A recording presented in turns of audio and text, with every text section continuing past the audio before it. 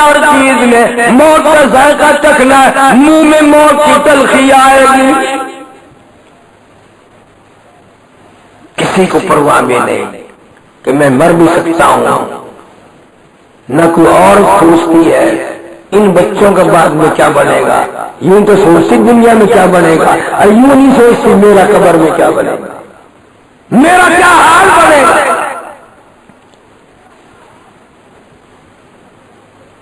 علماء کرام نے لکھا جناب مدنی کریم صلی اللہ تعالی علیہ وسلم نے اتنے دکھ اٹھائے، اتنی تکلیفیں برداشت فرمائی، فرمایا لوگوں 1,24,000 انبیاء علیہ السلام کو اللہ کی راہ میں جتنا ستایا گیا ان سب کے مقابلے میں مجھ اکیلے کو ستایا گیا۔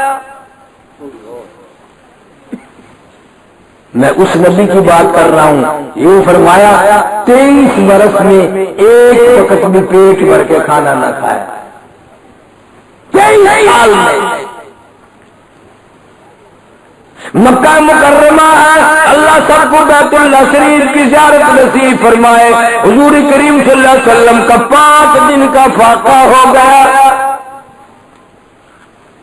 5 دن کا فاقہ۔ حضرت عثمان رضی اللہ تعالیٰ عنہ کو پتا چلا تو کھانا بھی ساتھ لے کر آئے اور ریشن بھی ساتھ لے کے آئے، اور یوں عرض کیا یا رسول اللہ آپ نے 5 دن کا فاقہ کیوں کاٹا، جبکہ آپ کو معلوم ہے یہ میرا مال بھی آپ کا ہے، یہ میری جان بھی آپ کی۔ وہ عثمان جس کے لیے حضور صلی اللہ علیہ وسلم نے 10 مرتبہ دنیا ہی میں جنت کا ٹکٹ عطا فرمایا۔ علماء کرام لکھتے ہیں حضرت عثمان جب بھی کبھی کسی قبر کے پاس سے گزرتے فوراً بیٹھ کے رونے لگ جاتے، اتنے روتے آنسوؤں سے زمین بھی تر ہو جاتی۔ کسی نے پوچھا امیر عثمان قبر کو دیکھ کے اتنے کیوں روتے ہو؟ فرمایا پتہ چلتا ہے ایک نہ ایک دن اس لاکھوں من مٹی کے نیچے اس اندھیری کوٹری میں آنا پڑے گا۔ تو قبر کو یاد کر یا نہ کر، وہ تجھے 5 وقت یاد کرتی ہے۔ انا بیت الدہور، میں کلوں کا گھر ہوں تیاری کر کے آ، انا بیت الواشیا، میں ڈرونا گھر ہوں سنبھل کے آ، روشنی کا انتظام کر کے لا، قبر کے اندر بسترے کا انتظام خود کر کے لا۔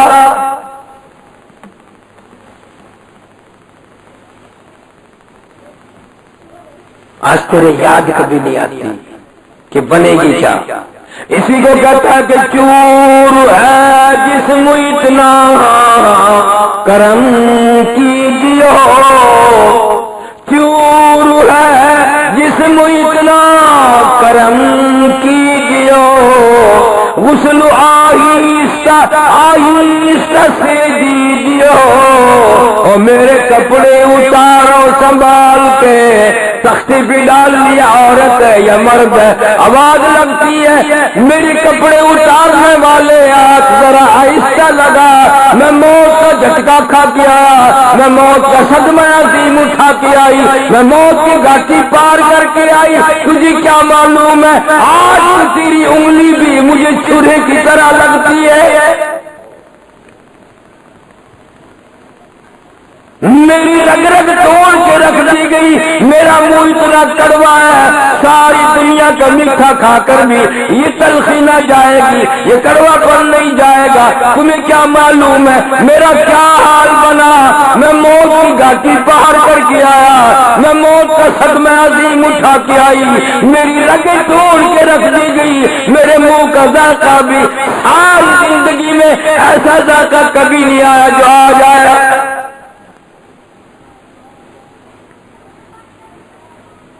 اس لیے میں آج تمہیں اس آخری عمر میں یہ پیغام دینے آیا، کھانے پینے کا دور ہے، تمہیں عورتوں کو بھی مردوں کو بھی کیلے کا ذائقہ معلوم ہے، انار کا ذائقہ معلوم ہے، امرود کا ذائقہ معلوم ہے، آم کا ذائقہ معلوم ہے، انگور کا ذائقہ معلوم ہے، سیب کا ذائقہ معلوم ہے، انناس کا ذائقہ معلوم ہے، ہزاروں مٹھائیوں کے ذائقے معلوم ہے، ہزاروں بیکری کی چیزوں کے ذائقے معلوم ہے، ہزاروں سبزیوں ترکاریوں کے ذائقے معلوم ہے، ہزاروں گوشت کی قسموں کے ذائقے معلوم ہے، پر تم نے کبھی بھی قبرستان میں جا کر قبر میں کھڑے ہو کر یہ نہیں پوچھا اور قبر والوں ذرا بتاؤ تو صحیح موت کا ذائقہ کیسا ہے؟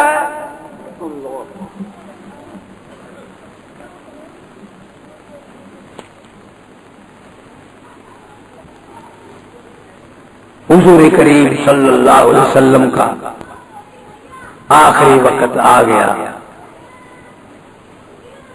اما عائشہ صدیقہ رضی اللہ تعالیٰ عنہ فرماتی ہیں میں اپنی گود میں سر مبارک لیے بیٹھی تھی، اچانک میری نظر پڑی، سارے چہرے پہ پسینے آ گئے،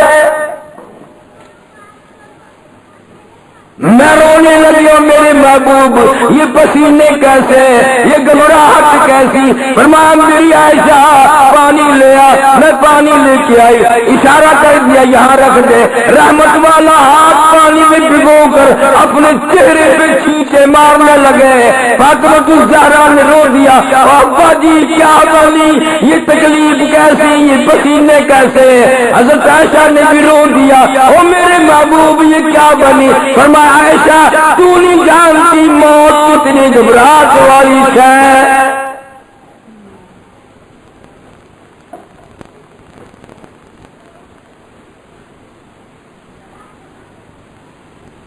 ساری زندگی امت کو طریقہ کھانے کا، پینے کا، سونے کا، جاگنے کا، شادی کا، غم کا، سارے طریقے بتائے۔ آج نبی صلی اللہ علیہ وسلم مر کے بھی دکھا رہے ہیں امت کو کہ یوں مرنا چاہیے۔ کوئی یہ نہ کہہ سکے مجھے کیا معلوم کیسے مرنا چاہیے۔ علامہ ابن حشام لکھتا ہے بڑی بھیانک حالت تھی، گھر میں گھبراہٹ تھی، پریشانی تھی، لیکن اللہ پاک کا جو حکم تھا وہ چلتا رہا۔ حضرت عائشہ صدیقہ رضی اللہ تعالیٰ عنہ سے فرمایا مسواک لے آیا۔ آج تک کسی کی سمجھ میں آئی یہ بات کہ مرنے کا مسواک کرو گئی، میں مروں گا لاؤ مسواک کر لوں، زندگی میں کبھی نصیب نہیں۔ ہماری ماں عائشہ صدیقہ مسواک لے آئی، فرمایا اسے چبا کر نرم کر دے۔ عائشہ صدیقہ رضی اللہ تعالیٰ عنہ نے اس کو منہ میں چبا کر نرم کر دیا۔ ذمہ داری سے کہتا ہوں پوری سیاستہ کی ذمہ داری ہے میری کہ حضور صلی اللہ علیہ وسلم نے اس مسواک کو یہ نہیں فرمایا بھی عورت کے منہ کا لعاب اس کے لگائے لاؤ دھو کے لاؤ گئی، نہیں، بلکہ آپ مبارک اپنے منہ مبارک میں بغیر دھوئے وہ مسواک فرمائی جس مسواک پر اما عائشہ صدیقہ کا لعاب لگا ہوا۔ نعرہ تکبیر، نعرہ تکبیر، عفت ام عائشہ، عفت ام عائشہ۔ اور یہ ثابت کر دیا کہ میں مسواک کے بعد بھی کل نہیں فرمائی، مسواک سے پہلے بھی مسواک نہیں دلوایا۔ یہ ثابت کر دیا لوگوں مجھے عائشہ اتنی پیاری ہے، اتنی پیاری ہے، میں اس کا لعاب اپنے منہ میں لے کر جنت میں جائے۔ گناہ نہ کرنا، شکوہ نہ کرنا، برائی نہ کرنا، تمہاری ماں ناراض ہو جائے گی، تمہارا بیڑا گرک ہو جائے گا۔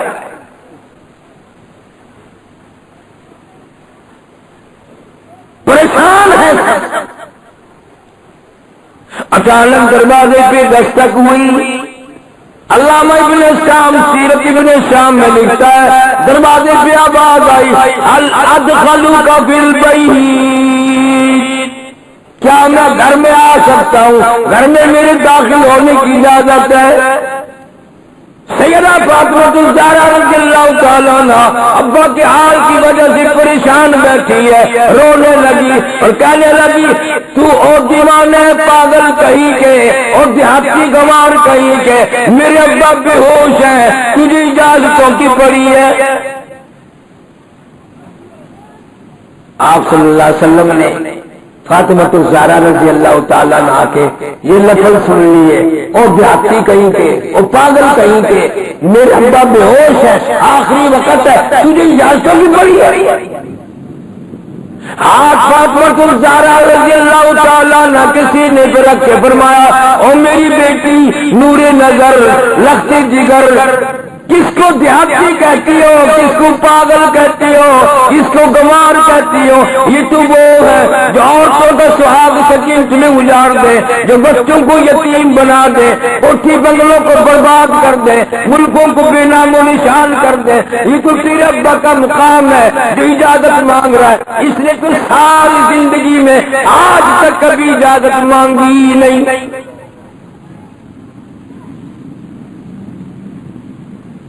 علماء کرام نے لکھا ہے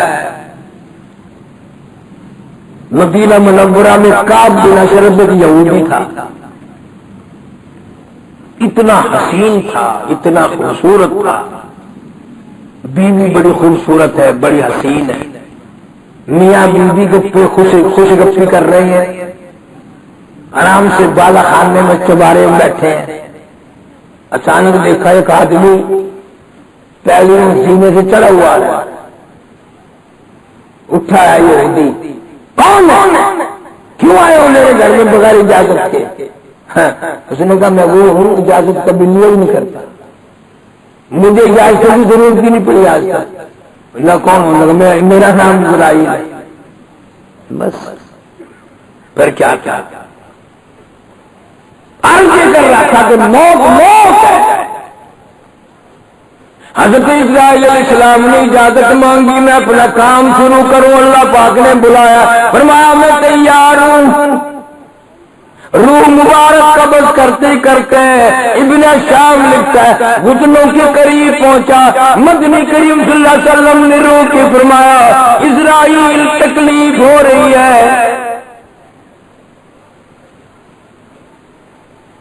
عرض کیا میری کیا مجال ہے آپ کو تکلیف دوں، میرا منصوبہ کوئی نہیں، میرا پروگرام کوئی نہیں، آپ کو تکلیف دینے کا قطعی ارادہ نہیں۔ حضور کریم صلی اللہ علیہ وسلم نے مرنے کے درمیان میں بھی امت سے وفاداری کر کے دکھائی، فرمایا تیرا ارادہ کوئی نہیں، تیرا منصوبہ کوئی نہیں، تیرا پروگرام تکلیف دینے کا کوئی نہیں، اور مجھے اتنی تکلیف ہو رہی ہے ساری زندگی میں کبھی نہ ہوئی۔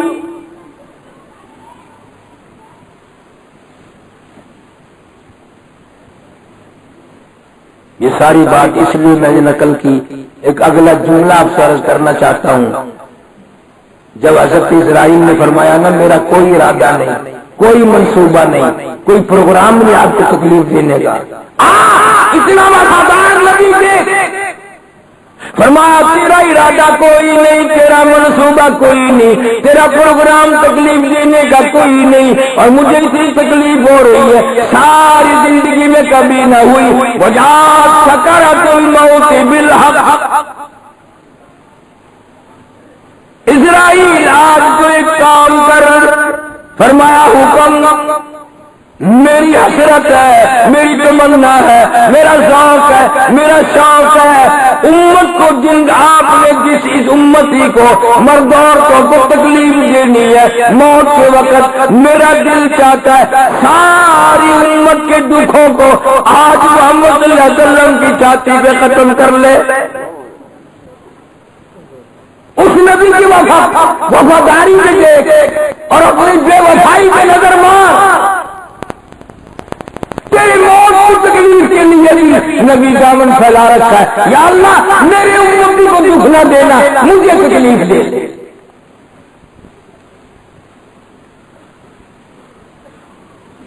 جبریل علیہ السلام روح مبارک قبض ہونے سے پہلے تشریف لائے، یا رسول اللہ صلی اللہ علیہ وسلم، اللہ پاک نے سلام بھیجا کہ اچھا جی وعلیکم السلام ورحمۃ اللہ۔ یوں فرمایا اللہ نے پوچھا ہے کون سی جنت میں مزار قبر بنائی جائے؟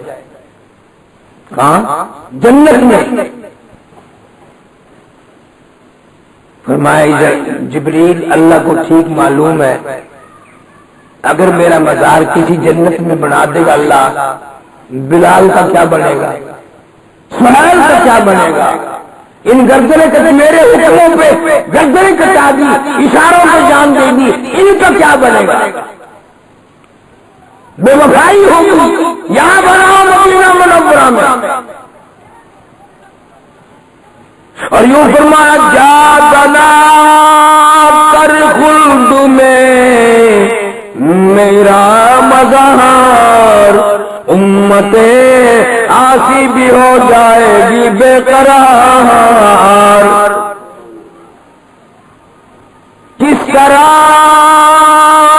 سے کیوں کر گوارا کروں، امت آسی کو کیوں ہو کر چھوڑ دوں، جنہوں نے جان قربان کر دی، ایک ایک آدمی کے 11 ٹکڑے کر دیے گئے، مگر کلمہ نہ چھوڑا، حضور صلی اللہ علیہ وسلم کی محبت نہ چھوڑی، ساری زندگی دکھ اٹھائے، جنگ احد ہے، جنگ ہو رہی ہے، خود مدنی کریم صلی اللہ علیہ وسلم کو غار میں دھکا دے دیا، چوٹ لگی، رخسار مبارک زخمی ہے، لہو بہہ رہا ہے، اپنا علاج معالجہ تھوڑا بہت صحابہ کرام کر رہے ہیں، چٹائی بنا لے کر اس کی رات بنا کر زخم میں بھر رہے ہیں، نبی کے رخسار میں وہ جو ٹوپی کے لیے زنجیری کڑی تھی وہ چہرے انور میں گھس گئی، صحابہ نکالنے چاہتے ہیں، نکلتے نہیں، خدا کی قسم ابو عبیدہ بن جرح رضی اللہ تعالیٰ عنہ نے اپنے دانتوں میں پکڑ کر اس کڑی کو اتنا کھینچا، نکال تو دی مگر 2 دانت نیچے کے 2 اوپر کے دانت ٹوٹ گئے، تیرے دانت میں کیڑا لگے گا ڈاکٹر نکالے گا، فیس پیڑ ہوگی ڈاکٹر نکالے گا، ہاں مدنی کریم صلی اللہ علیہ وسلم کے چہرے انور میں کڑی گھس گئی، ابو عبیدہ نے 4 کان کٹوا لیے، یہ ایسے غلام، ایسے وفادار۔ اما عائشہ صدیقہ رضی اللہ تعالیٰ عنہ فرماتی ہیں میری گود میں سر مبارک کا، آواز پست ہو گئی، سانس ختم ہو گئے، بالکل ختم ہو گئے، مگر میں دیکھ رہی تھی لم مبارک حرکت کر رہے تھے، میں نے کان لگا دیا، کیا فرما رہے ہیں؟ یہی آواز تھی ربی حبلی امتی، ربی حبلی امتی، یا اللہ میری امت کو معاف کر دے، یا اللہ میری امت کو معاف کر دے۔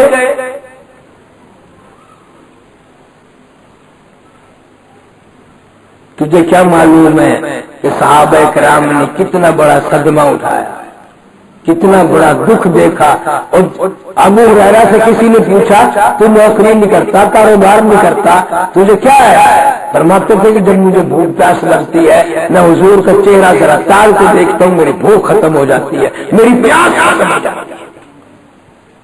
یہ عالم ہے دیوانوں کا اور پروانوں،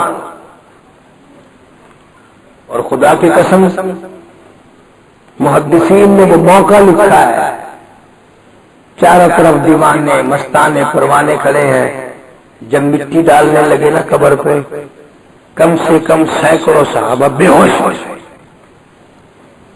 فاروق اعظم جیسا جرنیل عقل کھو بیٹھا، تلوار نکال لی، جو یہ کہے گا میرے نبی کا انتقال ہوگا، گردن اتار دیا۔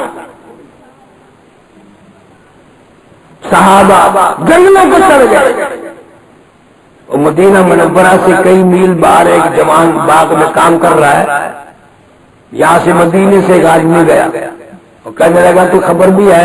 انہوں نے کہا نہیں، کہ حضور کریم صلی اللہ علیہ وسلم کا انتقال ہو گیا۔ جیب سے چاقو نکالا اور دونوں آنکھیں نکال کر زمین پہ پھینک دی، اور جتنی بھی چکر لگو توبہ توبہ، غضب ہو گیا، قہر ہو گیا، ٹکرے کھائے گا ساری عمر، ٹھوکرے کھائے گا، یہ کیا کیا؟ خدا کی قسم صحابی نے کیا بات کہی ہے؟ وہ کہنے لگا جو آنکھیں حضور کی زیارت سے محروم ہو گئی ہو ان آنکھوں کے رکھنے کا فائدہ کیا ہے؟ کیا فائدہ ہے ان آنکھوں کے رکھنے کا؟ کوئی فائدہ نہیں۔ جناب سیدہ فاطمہ الزہرا رضی اللہ تعالیٰ عنہ باپ کے انتقال کے بعد، وفات کے بعد 6 مہینے زندہ رہی۔ حضرت علی قسم کھا کے فرماتے ہیں حضرت فاطمہ نے 6 مہینے روٹی نہ کھائی، رات دن رویا کرتی تھی، آواز لگاتی تھی او انس او طلحہ زبیر او عبد الرحمن ابن عوف، وہ مجھے ہاتھ تو دکھاؤ جن ہاتھوں سے تم نے میرے ابا کی قبر پہ مٹی ڈالی ہے۔ رویا کرتی تھی ہر وقت۔ ان بہنوں کی معلومات کے لیے عرض کر رہا ہوں، کبھی دل میں یہ بات آئی کہ فاطمہ الزہرا والا لباس پہن لیں، فاطمہ الزہرا والی عادت بنائیں، وہ اخلاق پیدا کریں، وہ صبر و قناعت پیدا کریں جو حسنین کریمین کی اماں کا تھا، نبی صلی اللہ علیہ وسلم کی بیٹی کا تھا، علی مرتضیٰ کی گھر والی کا تھا۔ جناب مدنی کریم صلی اللہ تعالی علیہ وسلم تشریف لائے، دروازے پہ کھڑے ہو کر آواز دی، بیٹی میں اندر آنا چاہتا ہوں۔ اندر سے آواز آئی، ابا تشریف لانے سے پہلے اپنی چادر اندر پھینک دو۔ اندر تشریف لائے، فرمایا بیٹی آج کیا بات تھی؟ چادر پہلے مانگی تو رو کے عرض کرنے لگی، اتنا کپڑا نہیں ہے جو سارا بدن چھپا سکوں۔ ہاں نبی کی بیٹی کا حال دیکھ، گھرانہ دیکھ، زندگی دیکھ۔ اور حضور صلی اللہ علیہ وسلم کی موجودگی میں سیدہ فاطمہ الزہرا نے کھڑی ہو کر نماز کی نیت باندھی، غلام سے گر پڑی، نماز کی نیت باندھی، پھر گر پڑی، پھر تیسری مرتبہ نیت باندھی، پھر گر پڑی۔ تو باپ نے پوچھ لیا بیٹی کیا بات ہے؟ تو عرض کرنے لگے ابا آج تیری بیٹی کا 4 دن کا فاقہ ہے، 4 دن کا فاقہ ہے تیرے لگتے جگر کا۔ دریائے کرم جوش میں آیا، فرمایا بیٹی گھبرائی کیوں؟ مصلی تو اٹھا کے دیکھ، جا نماز تو اٹھا کے دیکھ۔ اٹھا کے کیا دیکھتی ہیں؟ مصلی کے نیچے کی ساری زمین سونے کی بن گئی، ساری زمین سونے کی بن گئی۔ اور یوں فرمایا جتنا دل کرے بیٹی اٹھا لے، لیکن ایک بات یاد رکھنا، قیامت میں حساب دینا پڑے گا۔ آج کل کی کوئی بہن بیٹی ہوتی ہے جو کھلائی، قیامت جب آئے گی 4 دن کا فاقہ تو ہو گیا، کب تک بھوکی مروں گا؟ بلکہ آج کل کا کوئی مرد عورت ہوتی نا، کھدائی شروع کر دیتے کہ یہ زمین نیچے تک سونے کی بنی ہے یا اوپر اوپر کوئی سونے کا پاپڑ ہی آیا ہوا ہے۔ بہنوں میں تمہیں قسم کھا کے یقین دلاتا ہوں، قیامت کے حساب کا لفظ سن کر سیدہ فاطمہ الزہرا نے اس سونے پہ تھوک دیا اور مصلی ڈال دیا، عرض کیا ابا فاقے منظور ہیں، قیامت کا حساب و کتاب منظور نہیں۔ فاطمہ الزہرا کا طریقہ دیکھو، جناب مدنی کریم صلی اللہ تعالی علیہ وسلم کے صحابہ کرام کا مجمع ہے، حضور کریم صلی اللہ علیہ وسلم تشریف فرمائے، ایک کافر مسافر بوڑھا آدمی آیا اور آ کے کہنے لگا نبی اللہ میں ہوں بھی کافر ہوں بھی مسافر بوڑھا بھی ہوں، مجھے ایک سواری دو، میں سوار ہو کر اپنے گھر پہنچ جاؤں۔ رحمت للعالمین جناب مدنی کریم صلی اللہ علیہ وسلم نے کھڑے ہو کر ارشاد فرما دیا، کون ہے جو آج مجھے سواری دے، میں جنت الفردوس میں اعلیٰ درجے کی سواری کا وعدہ کرتا ہوں۔ عبادہ بن ثابت رضی اللہ تعالیٰ عنہ اٹھے اور اپنی داچی اپنی اونٹنی حضور کے حوالے کر دی، آپ نے اس کافر کو پکڑا دیا۔ اب وہ کہنے لگا یا رسول اللہ میرے پاس کپڑا بھی نہیں ہے، تم ہوتے نا کراچی کے سیٹ، میں تیرے لیے حامل لگا رکھا ہے، ڈیپو کھول رکھا ہے، ہے بھی کافر پتہ ہے، اور اس نے اقرار بھی کیا میں کافر ہوں، میں آپ کے نبوت کو مانتا بھی نہیں۔ آئے دشمنوں کے ساتھ کیا رویہ، فرمایا کون ہے جو آج مجھے اللہ واسطے کپڑا دے، میں جنت الفردوس میں اعلیٰ درجے کی پوشاک اور جوڑوں کا وعدہ کرتا ہوں۔ حضرت علی رضی اللہ تعالیٰ عنہ نے اپنی چادر دے دی، آپ صلی اللہ علیہ وسلم نے وہ چادر لے کر اس مسافر کو دے دی۔ ہم وہ چادر لے کیا کرتا ہے، نبی اللہ بھوک بھی بڑی لگی ہے، تم ہوتے نا وہ دو مارتے، پہلے سواری پھر کپڑا اب روٹی، پر روٹی نہ تیرے لیے پراٹھے رکھے ہوئے ہیں۔ اخلاق تو دیکھ تیرے نبی کا، اتنے انعامات ہیں سنت کے ادا کرنے میں. فرمایا بیمار کرسی بیمار کو پوچھنے کے لیے اس نیت سے جا کہ میرے نبی کی سنت ہے. حضور صلی اللہ علیہ وسلم نے فرمایا 24 گھنٹے اس نیت سے جانے والے مرد عورت کے لیے 70,000 بخشش کی فرشتہ دعا کرتا ہے.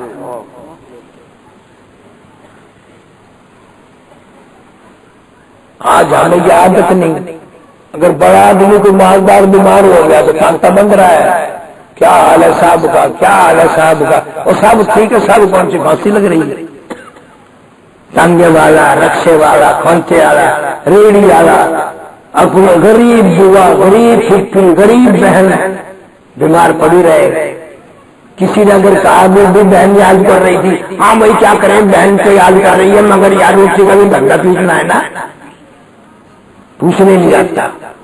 فرمایا من اتبع الجنازہ ایمانا واحتسابا غفر له ما تقدم من ذنبه. ارشاد فرمایا مدنی کریم صلی اللہ علیہ وسلم نے جس نے اللہ کی رضا کے لیے جنازہ پڑھا ثواب کی نیت سے ایمان کی حالت میں, غفر له ما تقدم من ذنبه. اللہ کے نبی نے فرمایا اللہ پاک یہ فرماتے ہیں مجھے اپنی کبریائی کی قسم میں اس کے پچھلے سارے گناہ معاف کر دیتا ہوں.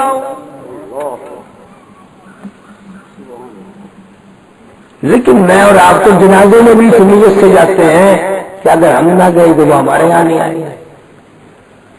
پھر غفر له ما تقدم من ذنبه کوئی نہیں. یہ تو بدلا ہے. آج تو گیا کل کو وہ آ جائیں گے. بلکہ گھر میں بیٹھ کے پوچھا جاتا ہے میرے بچے تیری ماں کے جنازے پہ کوئی فلانی بلدانی کالونی میں سے کوئی آیا تھا. اب جو سارے تھے بھی پھر تو جانا پڑے. یہ غفر له ما تقدم من ذنبه بن رہی ہے. اللہ کا ایمان یقین کی حالت میں عمل کرنا اس کے لیے اتنے اجر ہے, اتنے راستے ہیں کہ جس کی حد نہیں. جناب مدنی کریم صلی اللہ تعالی علیہ وسلم نے کافر مسافر کے لیے روٹی کا صحابہ کرام سے سوال کر دیا کون ہے جو آج مجھے کھانا دے, میں جنت الفردوس میں اعلیٰ درجے کے کھانے کا وعدہ کرتا ہوں. اب نئی بات سنو, 300 صحابہ کرام کا مجمع تھا. کتنا؟ 300. اور کوئی صحابی ایسا نہیں جس کا 3 دن سے کم کا فاقہ ہو. اس سوال کا جواب نہ ملا. اس کافر مسافر کا ہاتھ پکڑا سیدنا سلمان فارسی رضی اللہ تعالیٰ عنہ نے اور فرمایا آ میرے ساتھ آ, تجھے ایسے دروازے پہ لے کے جاؤں گا جہاں سے کچھ نہ کچھ ضرور مل جائے گا. سیدہ فاطمہ الزہرا رضی اللہ تعالیٰ عنہ کے دروازے پہ آواز دیتی یا اہل بیت رسول اللہ انطعموا فی سبیل اللہ. اللہ کے پیغمبر کی بیٹی بھوکے مسافر کو کھانا کھلانا, اللہ کے نام پہ روٹی دو.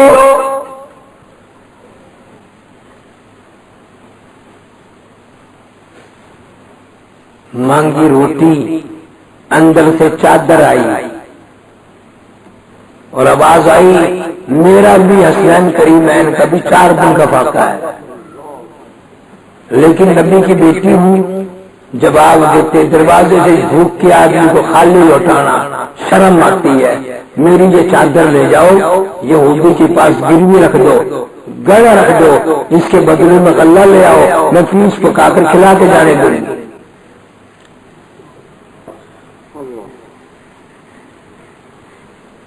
سلمان فارسی سیدہ فاطمہ الزہرا رضی اللہ تعالیٰ عنہ کی چادر لے گیا اور سمعون یہودی کو جا کے دی کہ یہ نبی کی بیٹی کی چادر ہے, یہ گہن ہے, گروی رکھ لے اور اس کی بدلے میں غلہ دے دے. یہودی غلہ بھی توڑتا جاتا ہے, روتا بھی جاتا ہے. کہنے لگا میری توریت میں ہے کہ آخر الزمان صلی اللہ علیہ وسلم پیغمبر کی بیٹی کی چادر آئے گی یہودی کے پاس.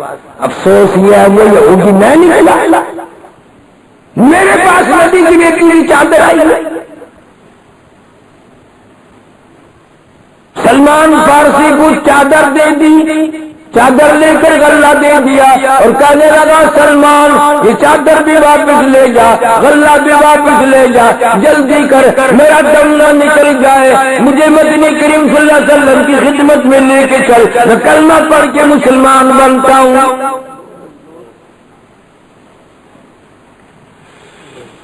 کیا نبی تیرے کے حال ہے، کیا فرمان ہے، کیا زندگی ہے، کیا صورت ہے، جو آج ہمیں بھولے سے بھی یاد نہیں آتا کہ کیا مقام ہے اور کیا صورت ہے۔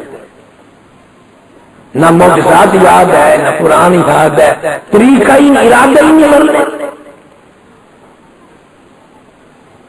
حدیث پاک میں آتا ہے میدان قیامت ہوگا، حساب و کتاب چل رہا ہوگا، نام اعمال کھلیں گے، ایک آدمی کا نام اعمال کھلے گا، ایک نیکی کم ہو جائے گی۔ اللہ پاک فرمائیں گے بھئی ایک نیکی کم ہے، ہاں جی میں بھی دیکھ رہا ہوں ایک کم ہے، پھر کس طرح بے قبیلے والا آدمی مگر ایک نیکی کی بھی کوئی بات ہے، ابھی لایا میں تلاش کرے گا میدان حشر میں ماں کو اور روئے گا، ماں بڑا بنایا کام بگڑ گیا، ایک نیکی چاہیے، اپنا کام ہو گیا۔ ماں کہتی ہے بیٹا اگر تجھے میری محبت یاد ہے، پالنا پوچھنا یاد ہے، میری خدمت یاد ہے، ساری ساری رات بیٹھ کر تیرا انتظار کیا کرتی تھی، مجھے تیرے آئے بغیر نیند نہیں آتی تھی، تیرا اگر یقین ہے میں تیری ماں ہوں، بڑی ہمدردی کی ساری زندگی، تیری تو ایک نیکی کم ہے بیٹا، تیری ماں کی ہزاروں نیکیاں کم ہے بیٹا، ایک سے تو کام چل جائے گا، آ جا تیری اماں پھنسی کھڑی ہے، کچھ تو مہربانی کر۔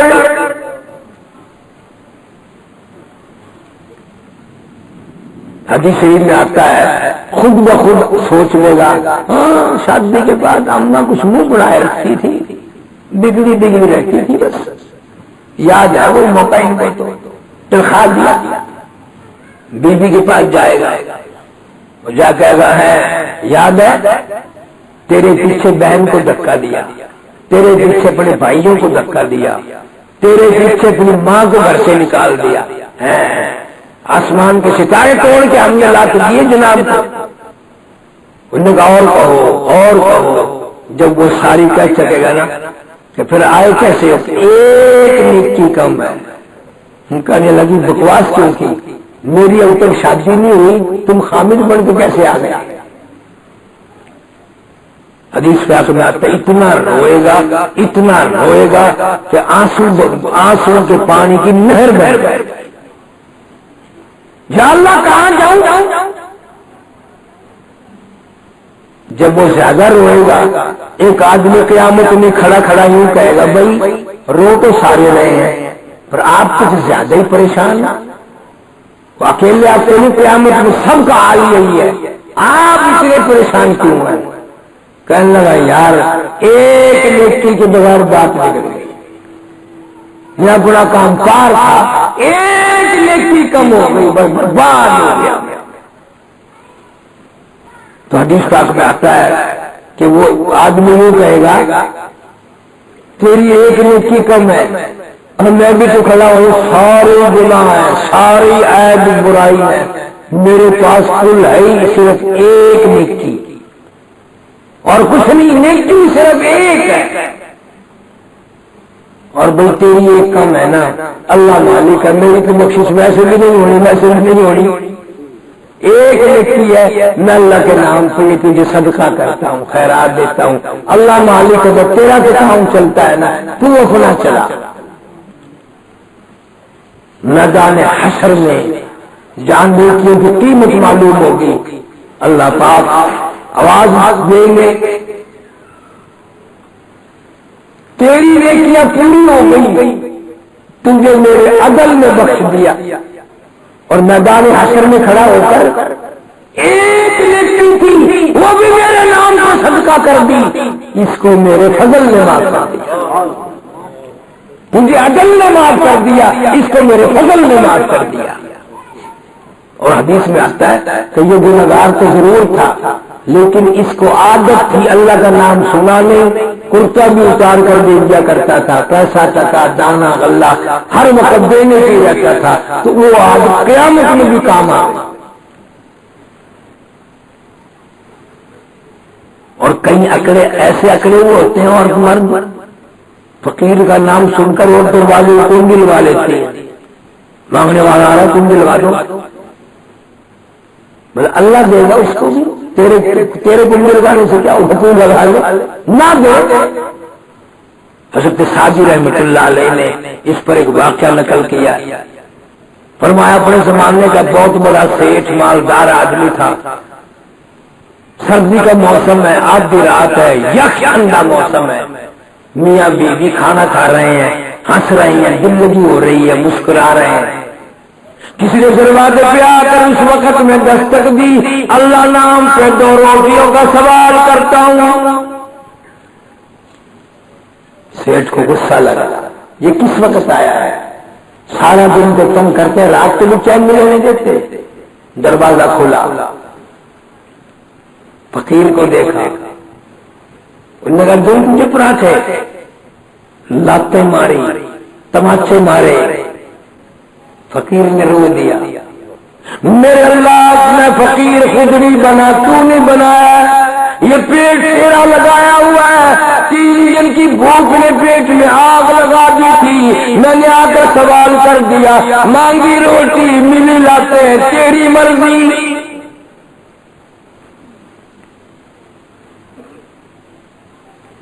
وہ بڑا بے نیاز ہے، وہ تو سب کے سنتا ہے۔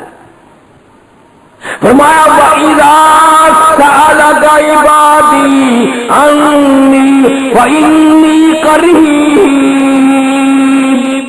أُجِيبُ دَعْوَةَ الدَّاعِ إِذَا دَعَانِ فَلْيَسْتَجِيبُوا لِي وَلْيُؤْمِنُوا بِي لَعَلَّهُمْ يَرْشُدُونَ۔ فرمایا جب بندہ میرا پکارتا ہے میں تو اس کو 10 دفعہ کہتا ہوں لبیک یا عبدی، مانگ کیا مانگتا ہے، میں تیرا رب حاضر ہوں۔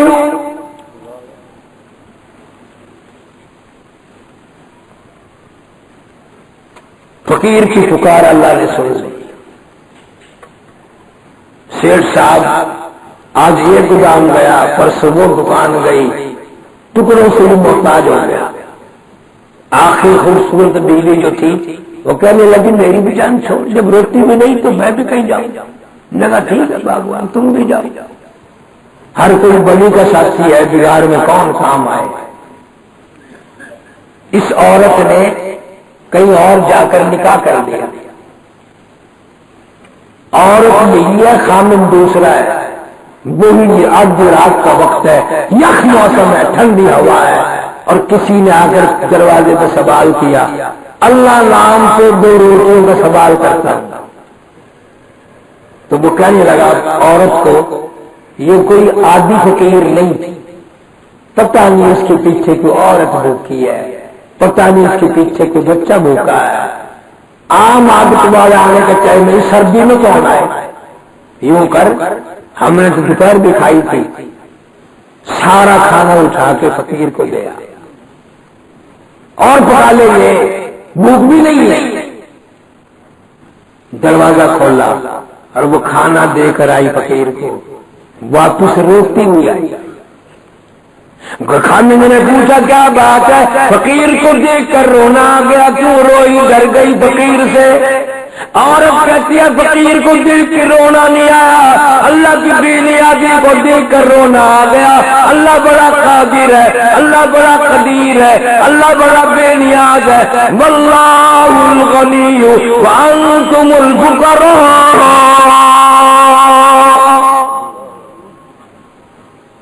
واللہ الغنی وانتم الفقراء۔ اللہ فرماتے ہیں میں خدا غنی ہوں، ساری کائنات میرے دروازے کی فقیر ہے، بھکاری ہے، محتاج ہے۔ یا ایھا الناس انتم الفقراء الی اللہ واللہ هو الغنی الحمید۔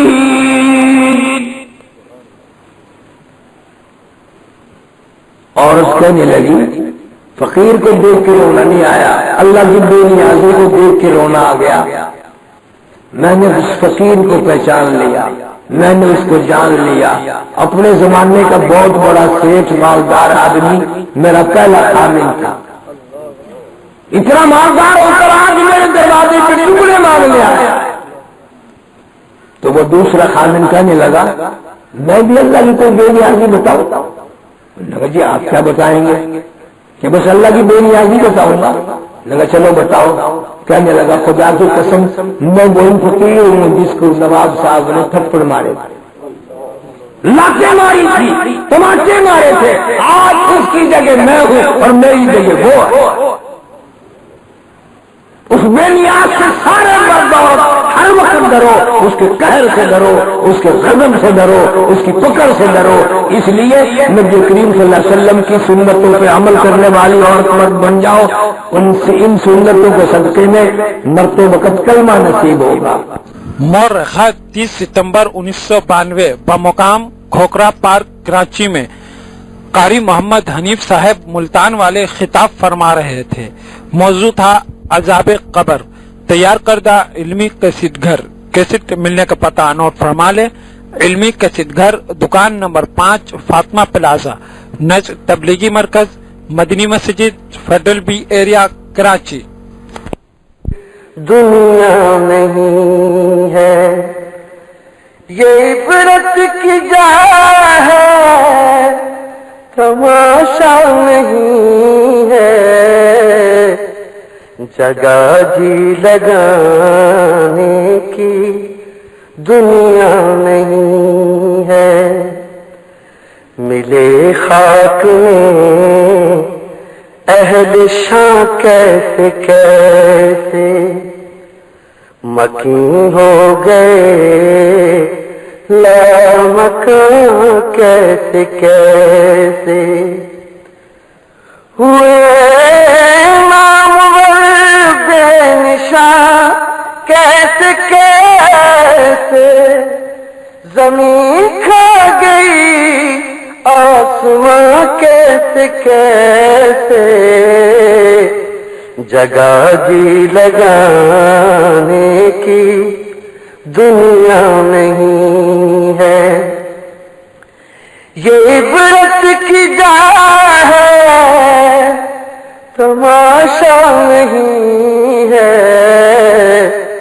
جگہ جی لگانے کی دنیا نہیں ہے. اجل نے نہ کسرا ہی چھوڑا نہ دارا، اسی سے سکندر تھا فاتح بہارا. ہر ایک نے کہ کیا کیا نہ حسرت سدھارا، پڑھانے گیا سب یوں ہی کاٹ سارا، جگہ جی لگانے کی دنیا نہیں ہے. یہ عبرت کی جا ہے، تماشا نہیں ہے، جگہ جی لگانے کی دنیا نہیں ہے. زمین کے ہوئے لوگ پیبند کیا کیا، ملوک و حضورو خدا بند کیا کیا، دکھائے گا تو زور تا چند کیا کیا، اجل نے